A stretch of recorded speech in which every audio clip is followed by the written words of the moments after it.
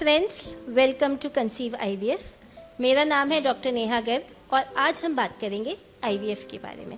क्या होती है आईवीएफ की प्रक्रिया और इसके द्वारा कैसे संतान सुख की प्राप्ति की जा सकती है, इस बारे में हम जानेंगे। 1978 में लुइस ब्राउन के नाम से पहले आईवीएफ बच्चे ने जन्म लिया और उनका जन्म आईवीएफ के क्षेत्र में एक रेवोल्यूशन बन के उभरा।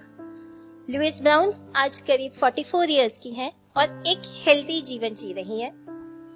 आईवीएफ की प्रक्रिया आज इतनी कॉमन है कि इस प्रक्रिया के द्वारा करीब 15 मिलियन बच्चे आज जन्म ले चुके। आईवीएफ कैसे काम करता है, यह समझने के लिए पहले जरूरत है हम जाने नेचुरल प्रोसेस ऑफ कंसेप्शन को। नेचुरल तरीके से कैसे प्रेगनेंसी होती है, ये जानने के लिए हमें फीमेल के रिप्रोडक्टिव सिस्टम को समझना चाहिए। Believe it or not, it all starts in the brain. हमारे ब्रेन में एक ग्रंथि होती है एंटीरियर पिट्यूटरी ग्लैंड, जो FSH नाम से हार्मोन रिलीज करता है।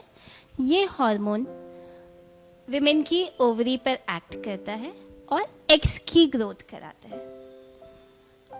Under the influence of this FSH, the egg matures and releases from the ovary by a process known as ovulation.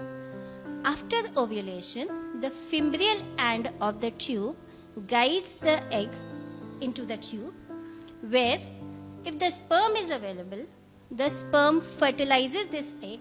Sperm egg से मिलके fertilization की प्रक्रिया से भ्रूण को जन्म देता है। ओवरी से रिलीज होने के बाद एग ट्यूब में प्रवेश करता है through the fimbrial end. And at the same time, अगर sperms available हैं in the fallopian tube, they fertilize this egg. Only one sperm penetrates this egg and fertilize it to form an embryo.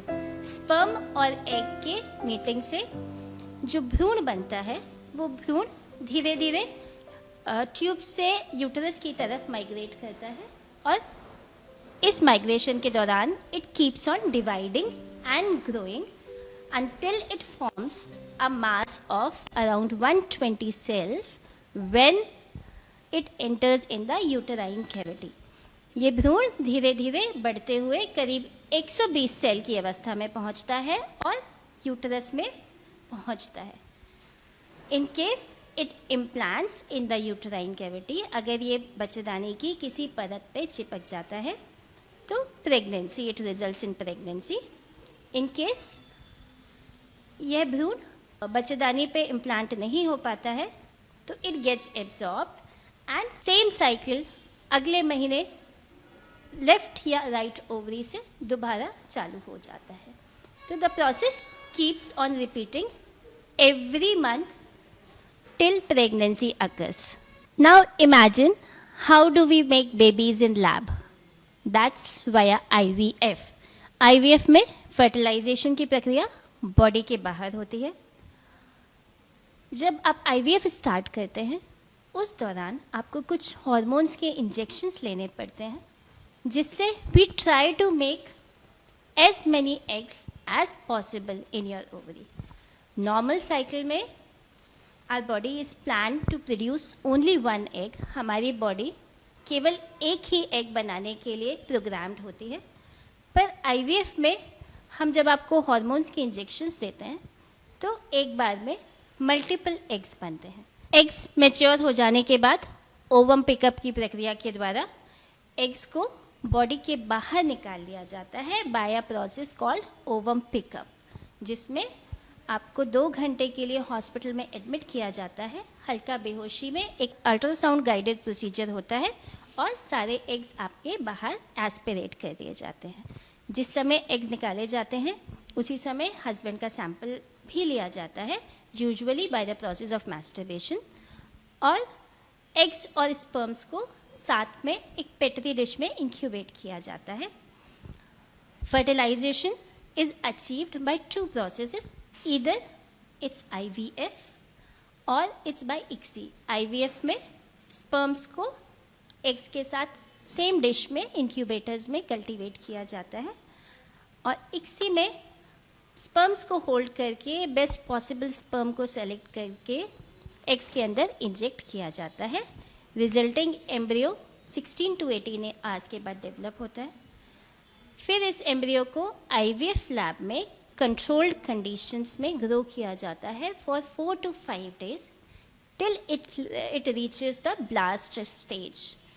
5 दिन के बाद ये embryo 120 cell का हो जाता है और बच्चेदानी में चिपकने में सक्षम होता है।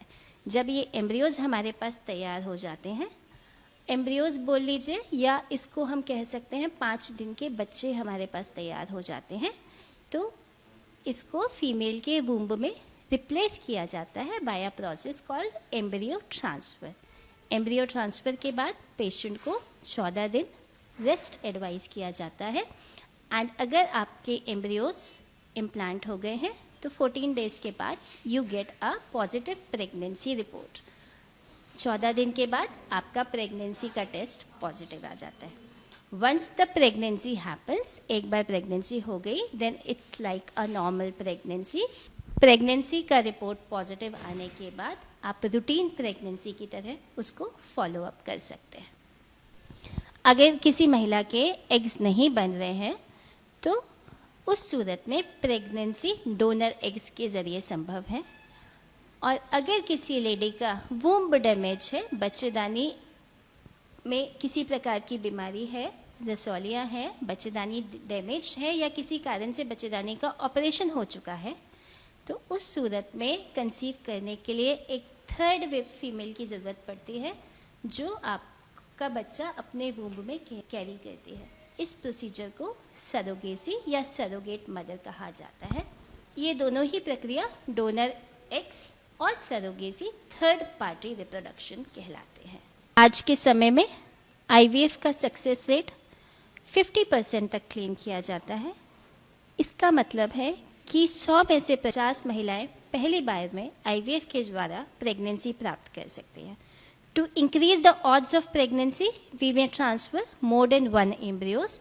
आपको 2 एम्ब्रियोज भी ट्रांसफ़र किए जा सकते हैं। अगर दोनों एम्ब्रियोज इम्प्लांट हो जाते हैं तो आपको ट्विंस का चांसेस है, but at our clinic we try to minimise the chances of multiple pregnancies as it may not be safe for the mother and the baby. Millions of babies have been born through this IVF procedure till date और वो एक स्वस्थ जीवन व्यतीत कर रहे हैं। So IVF is considered relatively safe for the mother and baby. इससे माँ और बच्चे के स्वास्थ्य पे कोई बुरा असर नहीं पड़ता है। आज के समय में because of better acceptance, delayed age of childbearing, lesser cost and higher success rates, IVF एक acceptable treatment options है उन सभी पेरेंट्स के लिए, उन सभी इंटेंडिंग पेरेंट्स के लिए जो माँ बाप बनने का सपना देख रहे हैं। Thank you.